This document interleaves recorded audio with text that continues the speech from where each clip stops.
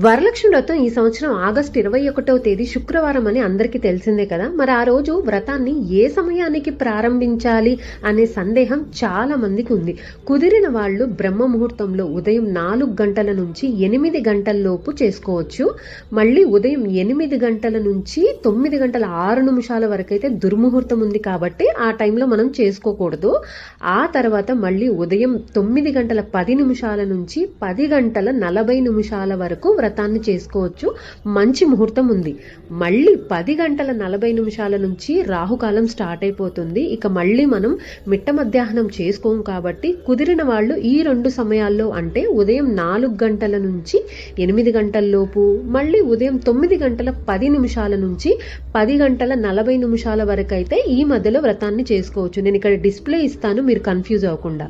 ఓకేనా? ఒకవేళ ఈ వీడియో కనుక మీకు ఉపయోగపడింది అనుకుంటే మీ ఫ్రెండ్స్కి కూడా షేర్ చేయండి. ఎక్కువ హడావిడి పడకుండా మాత్రం లక్ష్మీదేవి వ్రతాన్ని చక్కగా చేసుకోండి. మీకు మీ కుటుంబ సభ్యులు అందరికీ లక్ష్మీదేవి అనుగ్రహం కలగాలని, అష్టైశ్వర్యాలతో ఉండాలని మనస్ఫూర్తిగా కోరుకుంటున్నాను. రేపటి వీడియోలో మళ్ళీ కలుద్దాం. నమస్కారం. Download ShareChat.